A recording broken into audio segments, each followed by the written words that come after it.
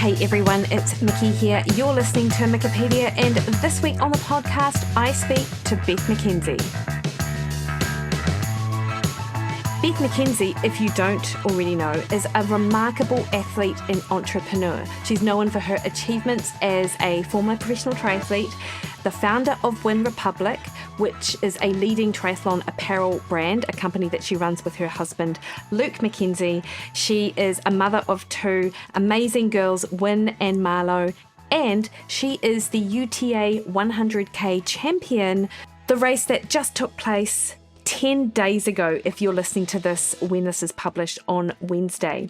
So on this podcast, Beth and I really have a conversation about her training, her racing, her nutrition philosophy, the supplements that she takes. We talked about her approach for UTA and the lessons she learned in Tarawera and how they helped her enhance her race performance for UTA. We talk about where to next in terms of her trail running or road running. Things sound pretty busy on the Wyn Republic side of things, of course. And we also talk a little bit about her background, how she got into the sport, and her Olympic qualifying time marathon bids, which in themselves are amazing. Beth was just such a pleasure to chat to, so warm and so open about how they live their life and the things that really mean a lot to her. And I think you're really going to enjoy this conversation. As I mentioned, those of you unfamiliar with Beth, she is an athlete, an entrepreneur, she's a mother of two, and she really is a tour de force as a female athlete in the sport of endurance. And she's transitioned from being a pro triathlete in a career that arguably was cut short for all good reasons. Having two children will probably do that to you, to transitioning to road running, and then of course to include now trail running in her repertoire of things that she does amazing at. In Wyn Republic, which is the company she co-founded with her husband Luke, was launched just 2 weeks before the birth of their second child, Marlo, and it has grown into a thriving business, and it supports over 1,000 age groupers and attracts top names in the sport such as Chelsea Sodaro, Ashley Gentle, Lionel Sanders, Josh Amberger, and of course Rebecca Clark, New Zealand's own. And we talk a lot about the ethos behind Wyn Republic and how both Beth and Luke and their experience in endurance sport, how that's really informed the direction of their business as well. And what I will say about Beth is that she continues to inspire with her dedication, her mental toughness, and her commitment to fostering a supportive community within the triathlon and wider endurance world. So I will pop links to both Beth McKenzie on Instagram and her husband Luke, to Wyn Republic, and where you can go and find some of the most innovative triathlon and run apparel out on the market. And you only have to go as far as to look at Chelsea to see how amazing that stuff is. And of course Beck. And a link to the Greg Bennett podcast, which I mentioned a couple of times, which delves a lot more actually into the Wyn Republic business and to Beth's earlier triathlon career. Before I hit start on this conversation, I would just like to remind you that the best way to support this podcast is to hit the subscribe button on your favourite podcast listening platform. And for now though, please sit back or jump on your elliptical and enjoy this conversation that I have with Beth McKenzie. Anyway, Beth, so great to chat to you, and I feel like there are so many things that I could ask you, and I would feel it would be remiss of me though to start anywhere else other than how you're feeling after the weekend. I am feeling today. So it's Thursday, and on Saturday I raced the UTA Ultra Trail Australia 100K run, and so that was Saturday. I guess now it's almost 5 days ago. And today's the first day. I actually feel amazing. Like I woke up and I did my first run. I just a little trail run, 10K, super easy, but nothing's broken, which you never really know until you do that first run after a big event. So you just hope that your body recovers okay. But I was like, okay, both sides feel okay. No apparent stress fractures or anything crazy. So I got through that and it was good. And then I did I have a hot Pilates class that I just love to go to. So Yeah, I nice. did that, and I've just been feeling great today. So I'm finally back, but the first few days was it took a while. I can only imagine, in fact, because I was down to do 100K for 2 years in a row, Oh, but I got a fracture. I broke a bone actually on 2023, and then this year, just didn't want to do it, Beth. I'm just, I think you really have to want to do yes, 100K. you do. Yeah, because it's not like, I mean, a marathon is different in that you can go and run a marathon. It's not pleasant. You can't run it hard if you haven't trained. It's never going to be easy. And if you're not trained, it's just going to like hurt. But 100K is a long day if you only sort of half-ass it, really. Yeah, and it can go the time limit for UTA was 28 hours. So there were so many people that were walking or hiking or jogging, I'm not sure, but overnight. And that is a whole nother skill set that I wasn't prepared to have. So I was like, okay, I need to finish this within one day. But yeah, it is a big undertaking. And I thought that I did my first one in Tarawera in February, and I thought I would be one and done. I was like, I'm going to tick this off the bucket list. I've run 100Ks. This is great.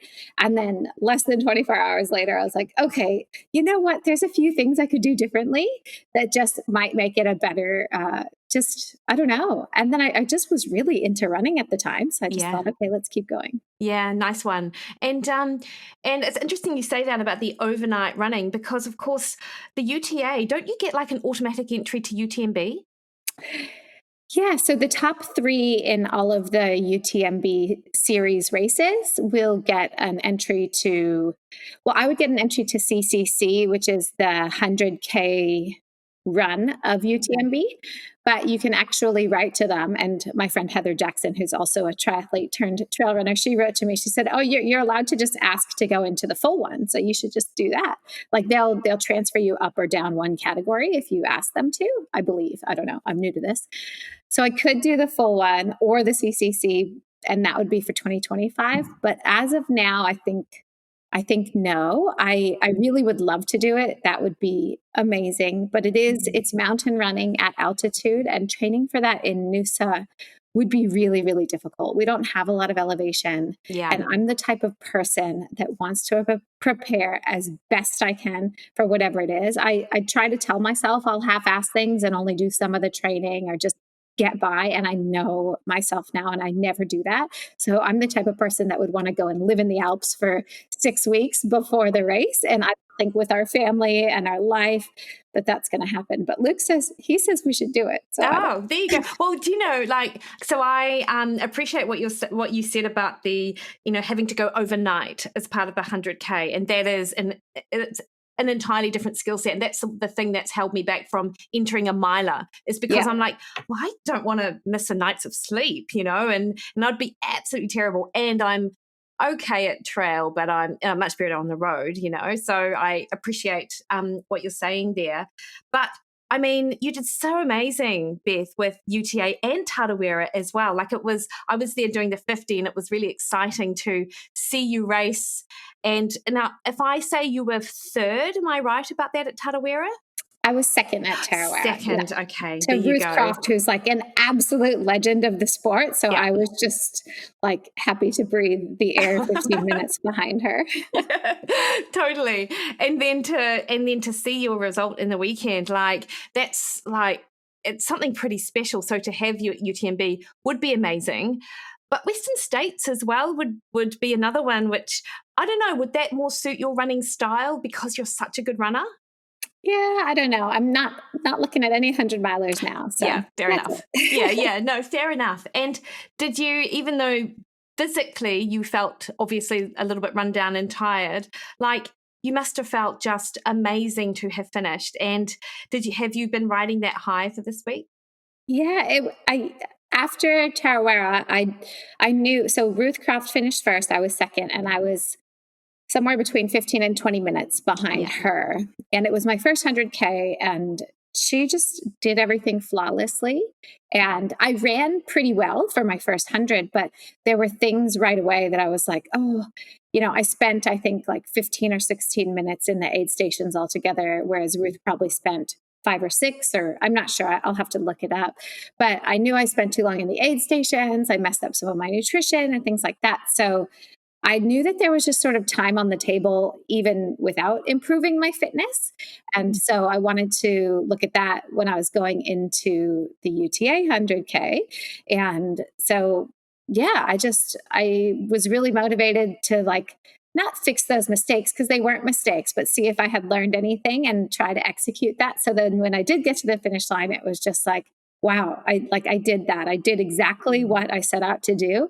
And my training block went really, really well. It was one of those times when I said to my coach, and I think I put it on the internet, I said, going into it, I have no excuses. Everything has gone well. And I know how rare that is in a build, especially when you're 44 years old, to be able to even get through 10 weeks of really good training. So I was just super happy with that. And then to have the result that matched what I felt I had put in was really special. 100%. Like the stars really aligned, right?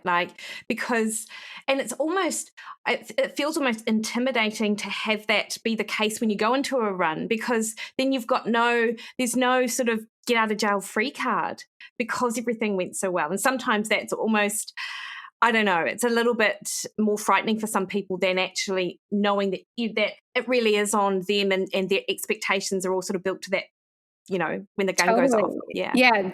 So Tarawera was in February, and going into that, I had a hamstring and a hamstring tear in November, December. And so I built back from that really slowly, and I was able to get in a decent amount of volume in January and February, but zero speed work. It was one of those builds where you had plenty of excuses. Yeah. So I was like, you know what, I'll go out there and it'll be what it'll be. And I want to get to the finish. So to have the experience where I could really put in what I wanted to, and then gain that fitness, the block between Tarawera and UTA was amazing because I did 10 weeks of real training. I was not only doing the volume, but I did a little bit of tempo and a lot of focused hill work and things like that, which I didn't do before Tarawera. So it was cool to see the difference in that, and that helped with my confidence as well. For sure. And with your hamstring, Beth, so you had a slight tear. What did you do for the injury sort of reparation? Obviously rest was one thing, but anything specific that you and your coach were like, right, we're going to dial these things in to help ensure that we don't delay healing? Yeah, well, it was a grade 2, just a hamstring tear in the belly of the muscle, which is actually good. I think those are easier to heal than tendons sometimes. So they said the MRI and after that, my physio and doctor said, okay, 6 to 8 weeks, you'll be back running. But I was able to get back running within 3 to 4 weeks, and then just built up from there. I did a lot of cross training. So as a former triathlete, I feel super lucky any time I get injured because it's not a big deal to me. I'm just like, oh, I'll ride my bike. Yeah. I mean, I don't go swim. No, that'd be ridiculous. But I do a lot of riding my bike, and I focus on strength work. I do a lot of Pilates and stuff that I think really, really helps my core and just overall strength in these ultra endurance events. And so I just focused on that for a few weeks. And the elliptical, my coach is really into the elliptical in general, which I'm not a fan of, but I will do anything to just keep going. So I did some of that. And also in Noosa, we have this new recovery center called TH7, and they have a hyperbaric oxygen chamber and red light therapy and, saunas and cold plunge and all that stuff. And I did a lot of the hyperbaric chamber. Nice. I don't know if that actually worked. There is some research behind it, but everything together, I was able to get back running a lot more quickly than I thought I would. So yeah, sure. Just a blip on the radar. I know. Isn't that great? I have heard people talk about the hyperbaric chamber as being really helpful, and the infrared actually, like the screens and stuff. I, in fact, because I do things like this, I bought myself an infrared screen, which is sitting, you're not a screen, a panel that you can have at home. Well, actually, I think it's just one that you can put Put anywhere. Put anywhere. Yeah. Currently it's sitting in the cardboard box that it was bought in. Like about 4 months after I bought it, because I'm like enthusiastic. I'm like, I'm so going to buy that. I'm going to use it. And then it comes and then I'm like, I'll deal with that later. And then months later, my husband's like, what are we going to do with this? And I'm like, you should use it. I love the red light therapy because it's just, I don't know. It's also supposed to be really good for like your skin and collagen building. So I'm like, yes, the anti-aging benefits along with the, hopefully performance and recovery benefits. And I get to lay there for 20 minutes in the bed. So it's a bonus. It's a bonus. Well, particularly with what appears to be quite a busy schedule, Beth. And I think, and one of the things that I love about following you is you're such a champion for women and women in sport and mums in sport. And you appear to be balancing things, at least that's how it seems, and not just balancing motherhood and your business and your sport, but also actually having a social life and showing that you can have fun sort of along the way. So if you get to have like a 20-minute sort of lie down in the middle of your day, like that sounds like a treat actually for someone like you. I know. People are like, do you actually work? And the thing is, I work a lot, but I'm really good at like the pockets of the day where I can do things for myself, which are the training or recovery. So often at TH7, I'll go there during my lunch break that I give myself. So like say from 12 to 1, or 12 to 1:30, I'm there and I'll do 20 minutes in the red light. And then I go in the hyperbaric chamber for an hour. But in that hour in the hyperbaric chamber, I do an hour of deep work. It's like the best work I get done all week. So there's a lot of things I'm able to sort of double up on. And I am very lucky in that since, we created our business, which is Wyn Republic, I do get to choose my own hours and how I work that. So I'm sure I work more in an entire week than most people do, but it's often in funny pockets. Like sometimes it's 4:30 a.m. because I've woken up and I have an hour before I'm meeting a friend for a run. So I just like to use all parts of the day, but also it would be really remiss of me and anyone else to not talk about the help that we get as well, because I think so many times we're tempted to say, oh, look at me, I'm doing it all. And really nobody does it all. I have a lot of help. Part of the reason, but by design, like part of the reason we moved to Noosa in Australia is because Luke's parents live here and they're retired, and their life goal is to hang out with our children. Like they love it. So, this afternoon, the kids are getting out of school in an hour, but grandma is going to pick them up and they're going to go to swim lessons. And then I'll go pick them up from swim lessons. So we have a lot of help. Back when we were racing triathlon, that was also a priority for us because we wanted to invest in our careers. And, I was a mom and we had started the business, but, I wanted to treat both of my jobs, so triathlon and Wyn Republic, as real jobs. So we had childcare for when Luke and I would go training, and we had an au pair that lived with us. And we stopped that in the past couple of years just because we didn't feel like we needed as much when we were not training 30 hours a week.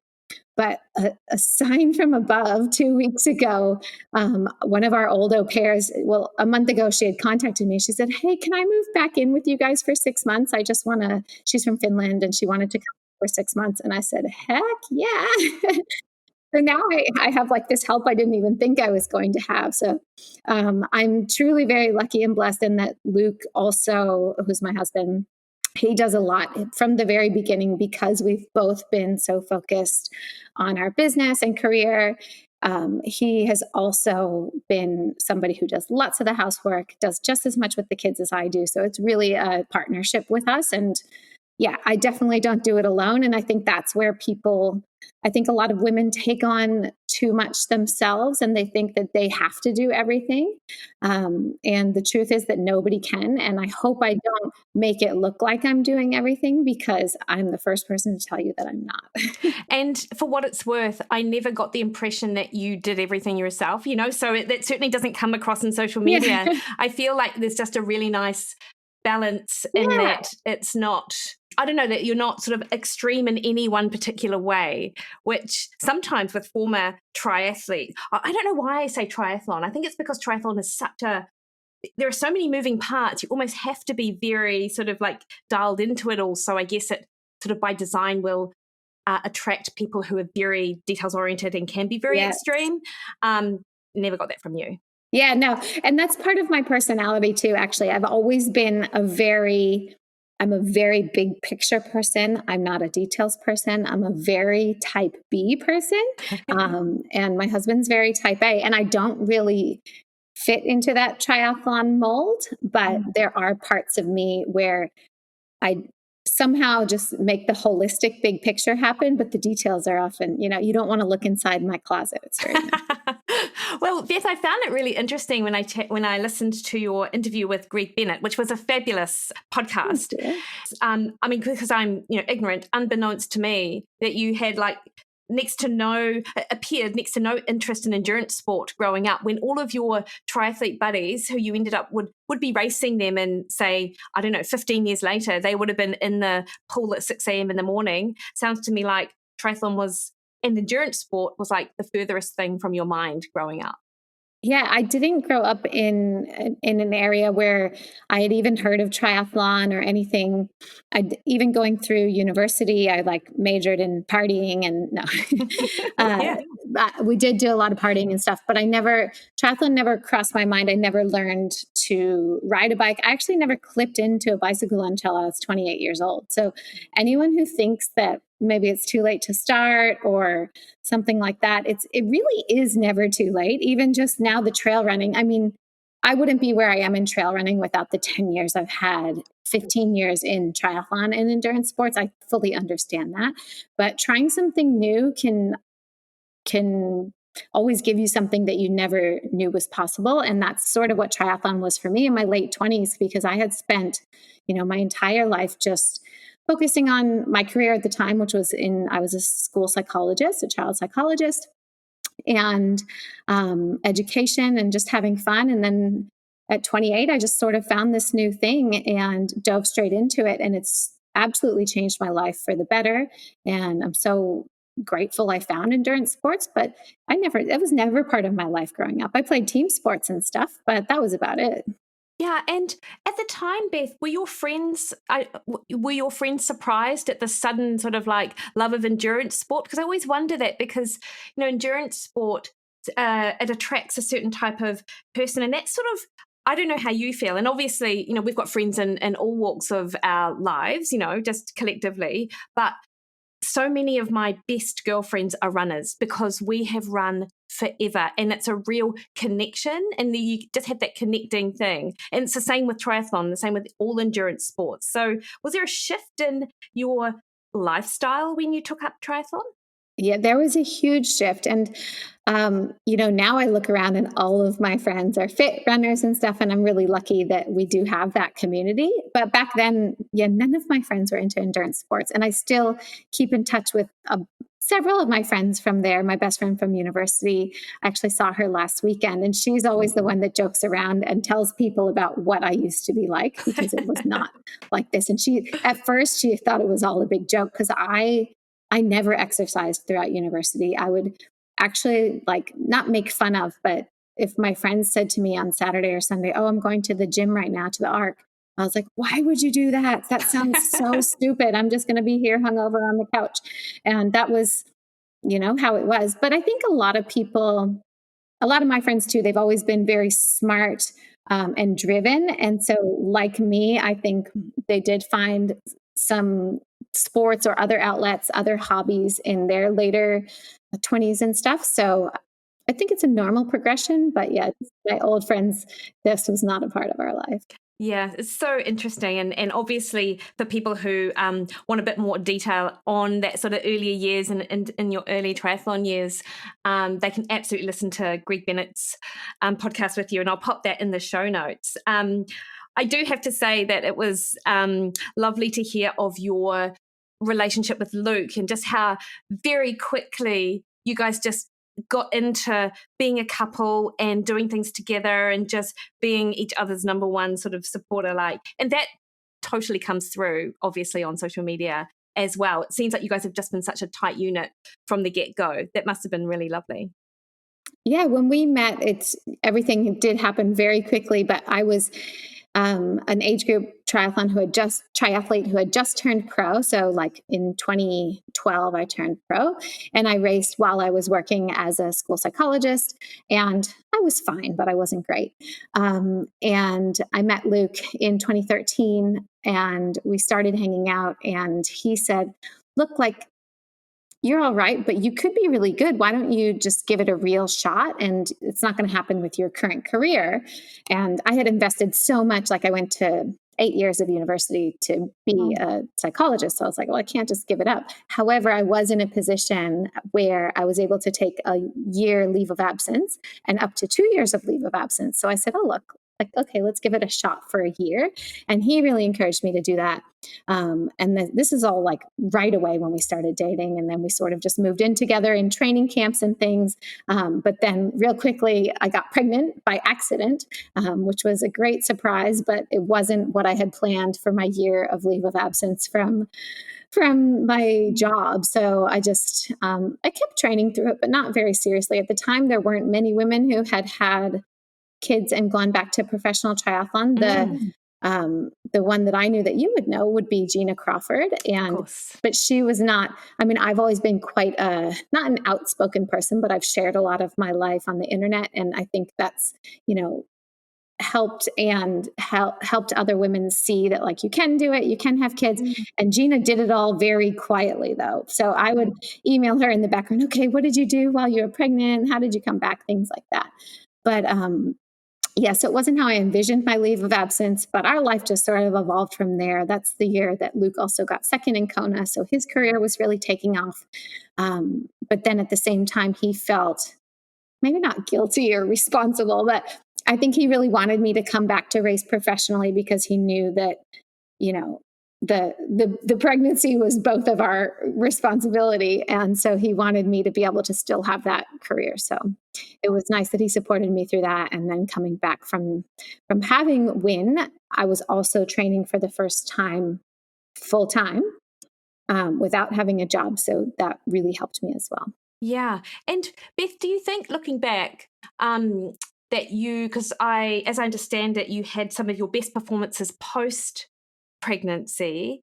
I mean, you can never know, right? But let's say that things did actually just were different. Like, do you feel like your career would have been prolonged and that you had stuff left in the tank that you weren't able to, I don't know, like you didn't really reach your full potential? I don't know, like, or do you actually think that, I mean, because you got some amazing results throughout it's hard to know. I think for me, looking back, because I found triathlon so late and then very quickly had a baby and everything. I don't have any regrets, but the one thing I would have loved to have experienced is like that, like training with a squad type of group, like, not necessarily Brett Sutton, because I know there's, issues around Brett Sutton, but that Sutto squad type of thing where you go and you live and that is your 24/7, that's your job. I think I would have really thrived in that type of environment. I love that.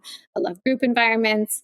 I'm very competitive on the race course, but in training, I'm a very collaborative type of person and I just feed off of other people's success as well. So I would have loved to experience that. But other than that, I think I got as much out of myself as I could have. But yeah, totally. COVID kind of derailed that eventually because I really wanted to do like sub-9 in Roth. And I had always raced harder courses that weren't typically sub-9 courses back when I was racing. Now almost every race is like a sub-9 course because everyone's so fast.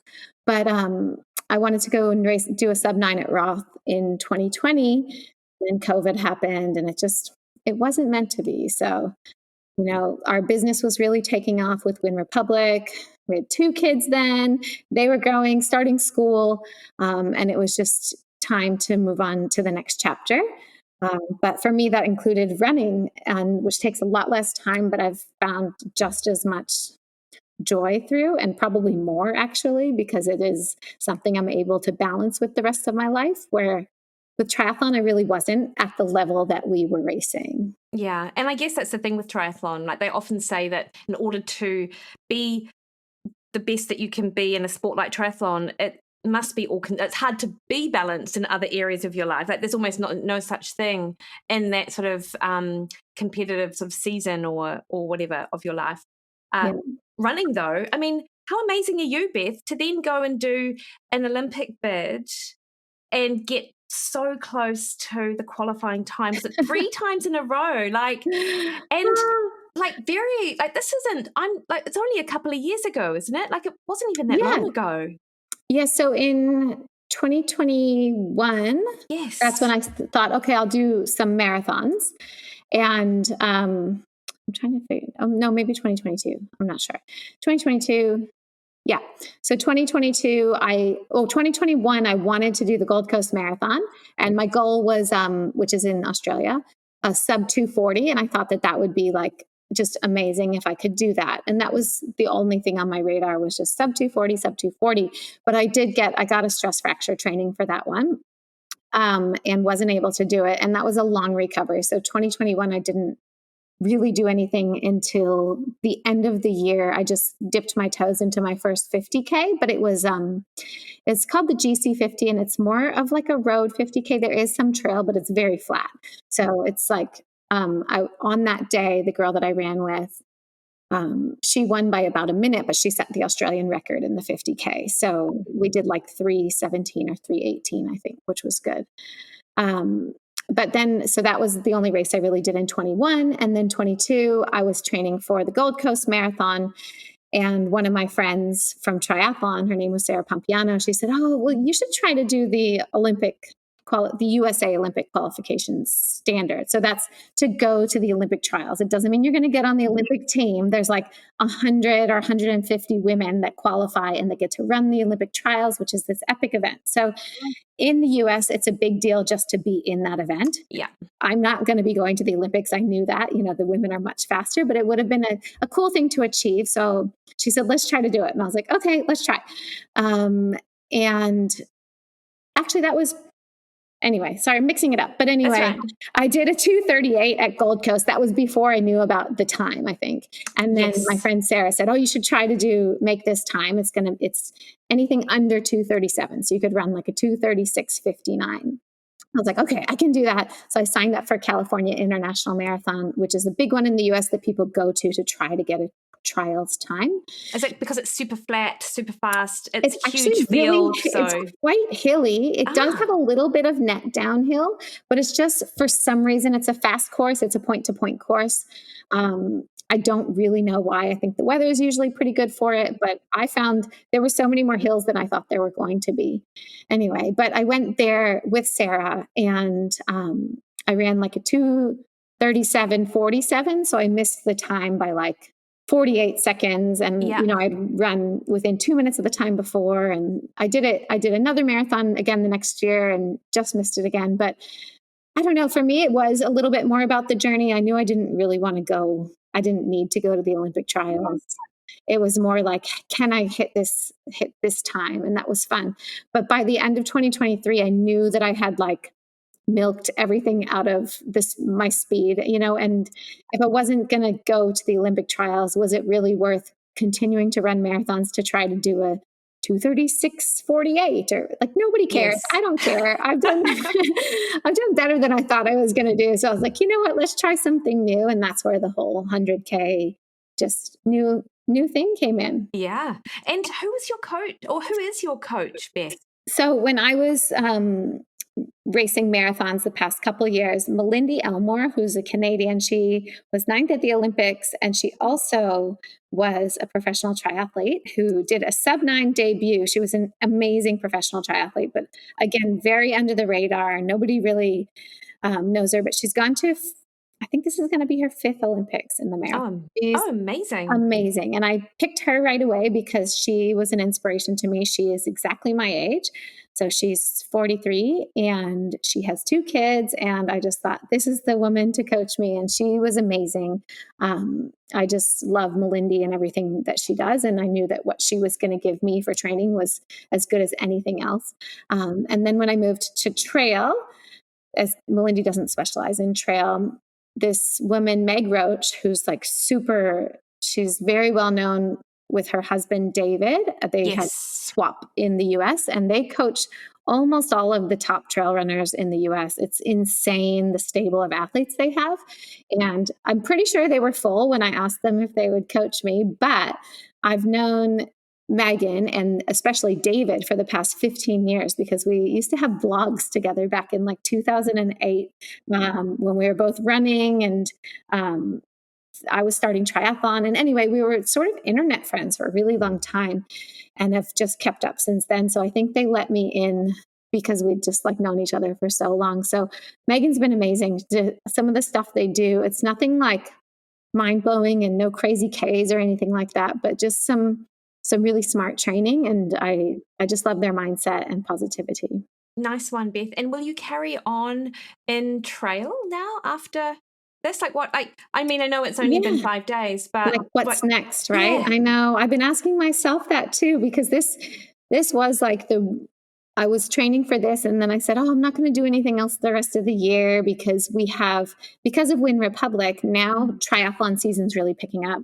And then we have the whole World Championship season coming up. So in the next 6 months, we're going to Cairns, Australia, and then to the US, and then to Roth, Germany, and then back to the US, then back to Australia, then to Nice for the Ironman World Championships, then back to Australia, then to Hawaii for the next Ironman World Championships, then back to Australia, then to Dubai for, there's like a T100 race there, but we're also going to be starting some distribution in Dubai.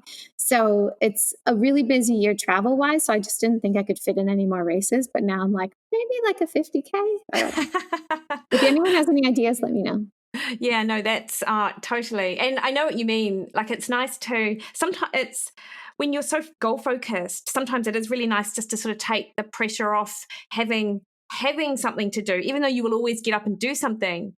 But I do find, I don't know if you're the same, that after a couple of weeks of just sort of like, this is so great, then it's sort of like, what could I focus on now? Because I sort of need something to, I don't know. What are you training for? Sunshine Coast Marathon.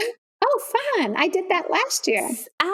So apparently it's what is fast, but is it a good course? So it's a really good course. It's fairly fast, I think. It was a bit warm the day that we did it, but it just depends the day. Yeah. It does get pretty crowded because it's a lapped course. But, yes. So, but it's a beautiful course. I loved it. Nice one. So we were headed to do Boston this year, but we had a bit of a family thing, so we had to cancel that last minute and then go to the UK. So Hubster needs to qualify again. And I do think that the qualifying standards for men appear to be a lot tougher than they are for women. Like if there is anywhere in sport where it's a bit of a role reversal in terms of who gets it easier, it's got to be women for qualifying times. Yeah. What's the men's time that he has to do? He has to do 3:25 is the cutoff. He's 51. Oh, wow. 51 or something. Yeah. That's still pretty quick for 50 plus. Yeah, it seems it, right? And then, of course, you do need a buffer. So he's like, well, I've got to run about 3:15. And his best is 2:50. I don't know. I think 2:58. It's slightly slower than my best time. Although my best time was like, seriously, like decades ago.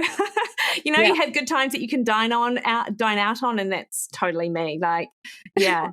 Well, that's okay. You still have the fastest time in the household, which is important. I totally agree. So we actually, at the Sunshine Coast Marathon last year, both Luke and I ran, and he said he was going to pace me or whatever. And I did so much more training than him, and I executed all my training perfectly. And he did about 1/3 of it. Yeah. And then on the day, it was very hot.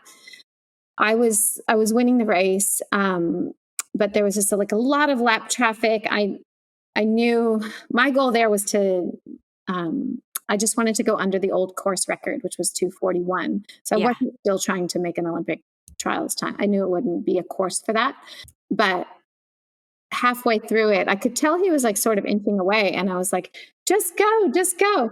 And I thought for sure he'd die in the last 5K because he always does, but he didn't. And he ran like a 2:37:17 or something. I ran a 2:39. So I did get the course record. Amazing. However, he got the family record now for marathon because mine's like 30 seconds slower. So that would be my main motivation for another marathon.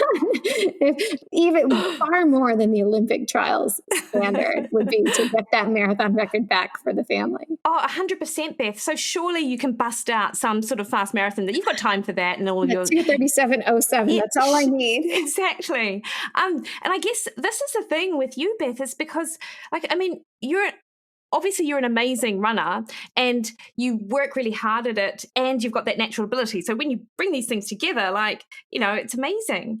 Do you ever think, gosh, if I'd just sort of like focused on running earlier in my career, I could have really like nailed in something quicker? Or yeah, I never used to think that way because I thought I would get really bored if I just ran. Yeah. But the truth is I'm not really getting bored of just running. I really love it. And I do sort of think, I bet I could have been pretty good at the marathon. But like, you just can't never say know. what you didn't do. So you got to be in it to win it. And I was not. So I have no idea, but it would have been cool to try to, really go for it in running a bit younger. Because obviously now, I mean, I'm 44.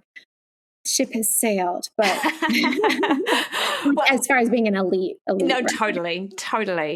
So yeah.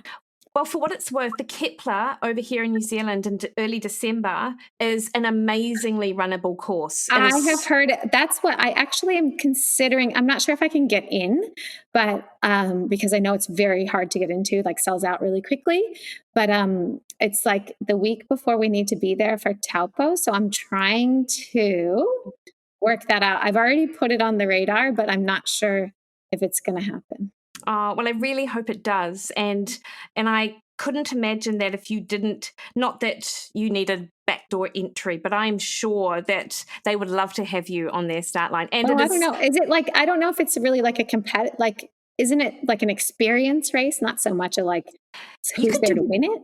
Well, you could do both. I mean, you would go and have an amazing experience and win it. Like you'd have both. Yeah, I mean, that's great. But I feel like it's an experience race. Yeah. But yeah, Ruth Croft, she actually mentioned that to me after Tarawera because she said, "Oh, you would love the Kepler." And so I looked at it. I was like, "Oh, I want to do it."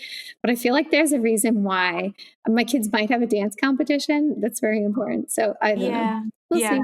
Well, and hey, that's not going anywhere. Yeah, that sounds like perfect to me because it's like 67 days or something. Like I like that distance, looks beautiful. It's definitely on the radar. Yeah, nice one. Beth, with your stress fracture that you mentioned that you got a couple of years ago, did you have any? What was that put down to?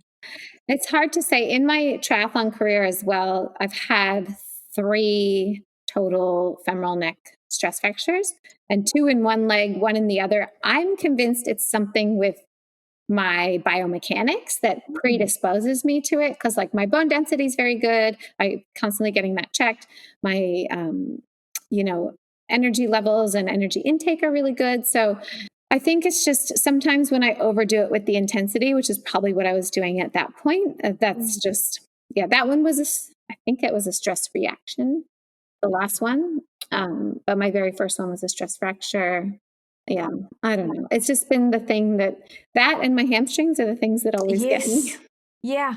And from a supplement perspective, Beth, people are always wanting to know about diet, training and supplements and sort of general sort of not life philosophy, but, how does someone, how do they go about their life? And people like to pick up tips from, the people who are at the top of their game. So supplement-wise, is there anything that you would absolutely never leave the house without, or you just don't even really bother? Yeah, I am very, very minimal on the supplement front. There's a lot of reasons that we can go into in another podcast, but the risks of contamination with supplements are really high. So I only take what I feel like I absolutely need, which is I take True Protein whey protein, WPI, because it's HASTA certified, which is a body that tests it for banned substances. And they've been really great. Like, they don't sponsor me or anything. I've always bought all my True Protein, but they have one range that's all HACCP certified. Some of it's not. So you have to go and pay a little bit extra for that peace of mind. But they've even sent me before the certificates showing Amazing. that the batch certificates. And then I always will buy 2 or 3 bags at a time and keep one unsealed in case I'm drug tested or something like that, because we can go into it later, but there's lots of reasons. And so I take that. I also have been taking AG1, which is pretty much like a full multivitamin supplement, and that's NSF for sport certified.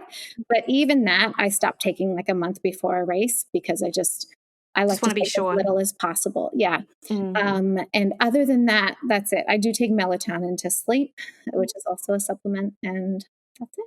Yeah.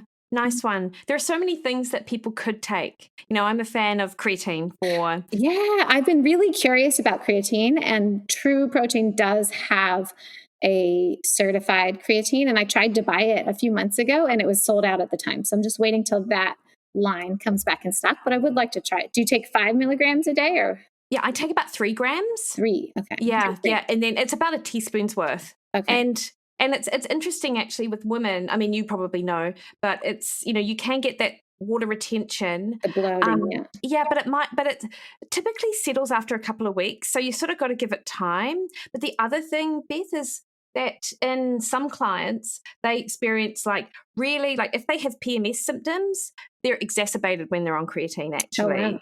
Yeah, so that's just another, and that hasn't actually been borne out of literature either. And I think it's just because they haven't done enough studies to I don't know, see that this sort of happens. But I've heard it enough times from clients to just chat about it, just so people know that could occur.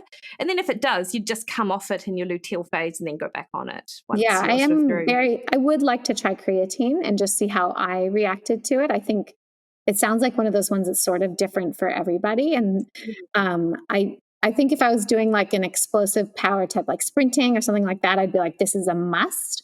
But with the longer endurance events, I don't know. But I guess I should try and then we'll see. Yeah, I totally agree. And diet-wise, Beth, okay, we'll have to say, because I enjoy a beer and I enjoy a wine. Like, it's just like something that fills my cup, literally and metaphorically. Cups. And I do notice that on your, you just seem to have a really nice balanced approach to your nutrition. Not that you've ever really highlighted this is what I do in a day, but it certainly just seems like, you enjoy life in addition to taking your training seriously, I guess, when it comes to your nutrition. Do you have like a philosophy that you live by, or? Yeah, for me, I'm very much an everything in moderation type of person. There are no foods that I think are bad foods or that I exclude from my diet. I don't have any allergies, and I actually function best energy-wise when I get a good amount of everything. But I'm very lucky in that my favorite foods are fruits and vegetables, and then, really good, healthy things with lots of protein in them, like Greek yogurt and eggs and good fats like avocado. So those are all the things I love. I have the same smoothie with True Protein in it every single morning. And when I'm traveling, I hate that I can't have that smoothie. So, and then lunch most days is eggs and avocado on toast with some feta. And so I have a lot of, I eat a lot of sourdough, and I do eat probably more carbs than you do, but I also have, I think, a very protein forward diet.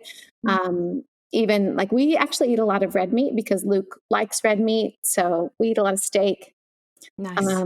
But lean cuts, organic mostly when we can find it. If not, definitely grass-fed beef.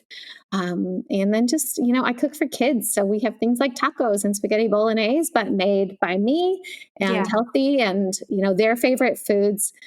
It's funny, I make this green soup that is so healthy and my kids love it. It's their favorite thing. So, we have a really well-rounded diet. I think occasionally I have maybe too many drinks in a week. People think that as a really serious athlete, you can't drink.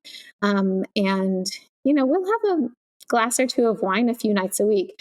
I will say I've noticed in the past couple of years how much it does impact sleep, just from tracking sleep. So I do try to cut back on the alcohol only for the sleep, really, because I feel fine if I have 1 or 2 glasses of wine the next day. It's not that. It's more just like I'll look at my sleep score and it's lower. And I'm like, why is that? So actually, I'm guilty of this. Is pretty funny. Having like, I'll have a drink, like a glass of wine at like 4 or 4:30 while I'm starting to get dinner ready, but then I won't have another one for the rest of the night. Not every day, of course, but occasionally, because that won't impact my sleep, but it's still a nice thing for myself. And, you've got those antioxidants and whatever else is in there. It's good for you. Yeah, no, and so I'm absolutely with you, Beth, on the alcohol front, in that I love a glass of wine or two, and it is the only thing that puts me off is the sleep thing as well, and it's a real bummer, actually, that the older you get, the more it impacts on that. However, the good thing is, and I'm sure I've mentioned this before, not to you, because this is the first time we're talking, is that having that glass of wine before dinner is absolutely my favourite time to have it. And then it's just a really easy cut-off, because after dinner, all I really want is a cup of tea. Yeah. If anything, Or a piece of chocolate. Yeah, with the piece of chocolate, right? But the other thing I was actually going to ask you was, what's your favourite beer? I mean, Australia has amazing craft breweries, and particularly around Brisbane and the Gold Coast, they're just littered with amazing places that you could go and enjoy like a paddle. Yeah, up in Noosa, we actually have a lot of great microbreweries and stuff. And one thing that's really big up here is this like alcoholic ginger beer. And there's a really spicy one here called El Diablo. So it's like spicy ginger beer. So it's not very sweet. And that is delicious. But I also love a good hazy IPA. So Balter makes a good one. That's a pretty local one from the Gold Coast. So yeah, those are sort of my go-tos. Or, I'm a very much a when in Rome person too. So if I'm at a Mexican restaurant, I order a Dos Equis or a Corona. If I'm at a Japanese restaurant, I'll have an Asahi. So, yeah, there's a beer for every occasion. No, I totally agree. And of course you are, you're American. So, in fact, I was speaking to a person who is a brewer the other day for a large, for Little Creatures. It's just down the road from where we live. I love Little Creatures. Yeah, so there is one, because there is one in I think it started in Australia. In Geelong. Maybe. Yes, and there's one in Hobsonville. Oh, wow. Yeah, in Auckland. So the White Rabbit Little Creatures I love. Yeah, that's lovely, isn't it? Yeah. Although I will say, I am, unfortunately for me and my head, I'm much more partial to like a hazy, and we have this joke that I don't get out of bed for anything less than 7%, which is probably true, actually. But apparently America is the place to go, really, for microbreweries. San Diego too. That's where I'm from, is like the home of all the microbreweries. So you can go on brewery tours all day long there. Oh, well, that is amazing. I've got a conference in San Diego later this year. Really? Yeah, okay. So I'll have to well, you can get a map for runs and brewery tours, and I'll be your woman. Amazing. So, Beth, with regards to, I suppose, I mean, obviously Wyn Republic is just like exploding right now. And also what I notice about a lot of the what I see on social media is actually just you and Luke and the company's sort of passion for really getting behind women in sport and mothers in sport. And I just absolutely loved the footage of you post-race talking about how great and how much it meant for you to show your daughters that you can do hard things, Was this something that you grew up with, or is it something that just sort of, I suppose, was it something role modeled in your family? Is it something that you've just sort of grown to feel really strongly about just because of your lifestyle and the people around you? Yeah, I mean, my mom was never in sport, but she definitely did hard things. But I think that for me, it's more just having been immersed in endurance sports over the past 15 years and seeing the way that women and their presence have evolved in sport in general, and then specifically as mothers, even in the time since I've started the sport, has been really great to see. And you just sort of see the chain reaction impact, where it's actually now there may be 5 or 6 female triathletes that are pregnant and 10 or 12 that have kids, and that's normal. And 8 to 10 years ago, it wasn't normal, and there wasn't the support. And I was talking to Holly Lawrence, who's she's a 70.3 world champion. She's pregnant right now. And she just said, oh, it's been so amazing. All the PTO has been amazing, and the sponsors and whatever. And she has a sponsor that when I got pregnant was my sponsor as well. And they dropped me when I got pregnant. That's right. So, and because they just, I wasn't worth anything to them. And then they saw afterwards how I sort of turned that around and was probably more valuable after I had the baby than before, because, we started talking about something that was important to a lot of women. So, things have really changed, but I think because of that, that's why I'm so just passionate about it. And I see little things in my daughters every day that just like, they're not really into sports that much, but little grit and determination in what they love to do. Like, so whether through dancing or Wyn does do some running, that kind of thing. I don't know. I'm very inspired by women around me. Like when Chelsea Sodaro won the Ironman World Championships and her daughter was 15 months old, I just was like, that's like, I, was in tears. And I won Ironman Switzerland when Wyn was 13 months old, but I wasn't at the level that Chelsea was. And I didn't have the support and things to get there. I probably never would have been because I was a terrible swimmer. But besides the point, I think that there's little things that we can relate to in women who are doing amazing, strong things. Whether or not it's, the little takeaways of whether or not you should take more time for yourself, or you never know who you're inspiring, or you never know who's watching, like little girls, or just, having friends that like to do hard things as well. And that sort of community is important. So I'm just really into it. And I think because I'm one of the founders of Wyn Republic, as a byproduct, Wyn seems to embody that. But we like to get behind any good cause we can find. I think it's just, once you start to have a little bit of a voice and a platform, it's nice to be able to use it for things that are important to you or do good in some way. Yeah, I love it. And I also know that, you support athletes. You don't just support like top athletes.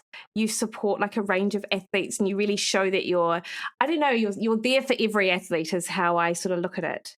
Yeah, it's, because Luke and I were professional triathletes, having that part of our marketing spend is very important to us. So I know several brands that don't focus on supporting pro athletes at all.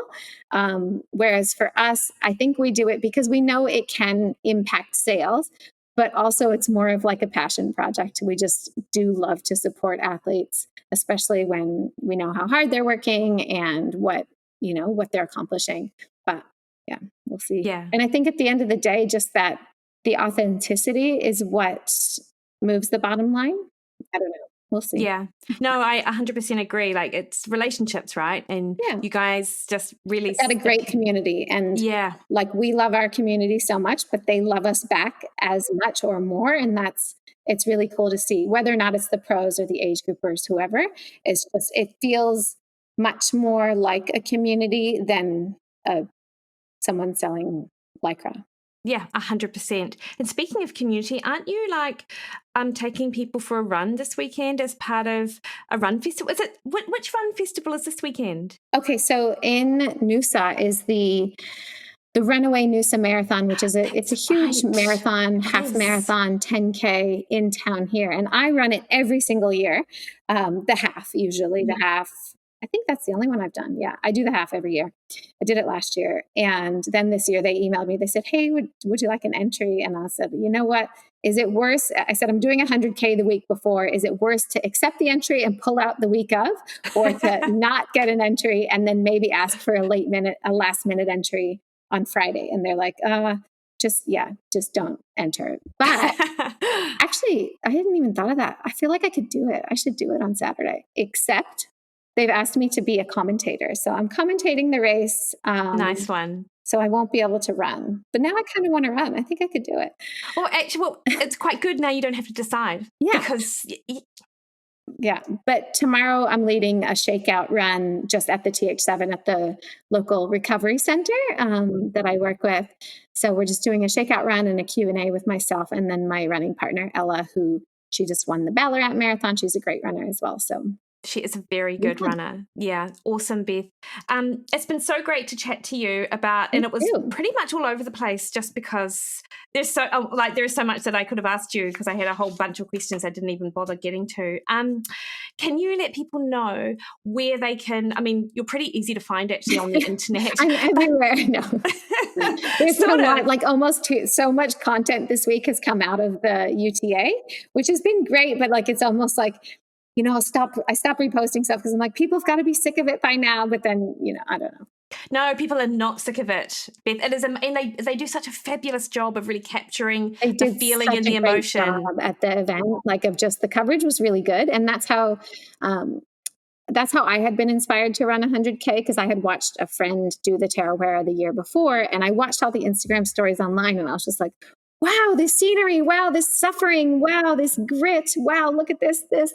And I was like, I should do that. I need to do that. So I hope that and I know there are because I've gotten them all in my inbox, but I think there's a few people that are going to be on that start line next year because of what not me, but just what they saw in general in the coverage. And I think that's pretty cool. I completely agree. So your Instagram handle? It's at Beth G. McKenzie. Amazing. And of course, I don't think your husband's particularly active all the time on social, but if he is, it's reposting something that you've posted and which is great. Actually, and he does a great job. He does that. I am Luke McKenzie because he actually used to have a really big Instagram, which was just at Luke McKenzie. And then it got hacked like 4 or 5 years ago, which was really sad because he had like 60,000 followers or something. And I was like so upset, not only for the memories, because family memories, like we lost all of those, but also like because we run a business for marketing. Yes. I'm like, that is a big marketing avenue and we lost it. God. But he doesn't care. He actually is happier now because he feels like he just like can post whatever he wants and doesn't have to think about it. That's really nice. I think I don't know what I would do if I had a glitch on my Instagram in the weekend and it's worrying how worrying it is actually. Like, email list, that's where it's at. So yeah, true. Yeah. Then our brand I have to plug because they're my sponsor. Yes. Just kidding. I sponsor myself. Is Wyn Republic. So that's Wyn with a Y and an at Wyn Republic on Instagram or wynrepublic.com.au. Amazing. And for what it's worth, I was on your website yesterday and you guys are actually doing like quite a good sale, which might be over by the time this comes out, which is next week. But I was very excited to see because you do ship to New Zealand, which is amazing. Yeah. And shipping to New Zealand is pretty easy. I mean, it costs like, I think $15 or something, but it's pretty easy and quick. Yeah. One last question before you go. How tall are you, Beth? Oh, in feet or centimeters? I'm 162.5 centimeters, I think. Okay, we're roughly the same height. What length shorts do you wear? I wear all of them for all different reasons. But when I'm racing, I usually wear the PR shorts, which are the shortest ones. Yeah. When I'm just training, I wear the little bit longer a lot. And now we have a new stride shorts. There's all different options, but we can talk about that offline. Yeah. Awesome, Beth. Great to chat. Thank you so much for your time. Thanks, Mikki.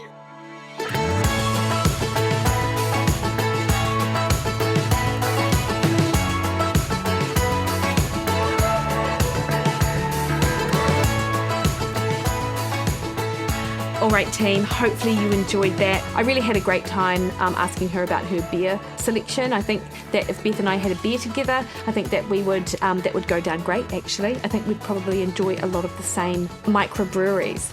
And I'm really excited to see what Beth does tick off next, even if it is just taking Luke on and getting that family record back. Next week on the podcast, I'm delighted to bring to you a discussion I have with Lara Bryden, who it's only been moments since she's been on the podcast, but this time around we chat about metabolism and women's health. Obviously, that's one not to be missed. Until then, though, you can catch me over on Threads, Twitter and Instagram at Mikki Williden, Facebook at Mikki Williden Nutrition. Head to my website, mikkiwilliden.com. Send an inquiry through there. All right, team, you have the best week. See you later.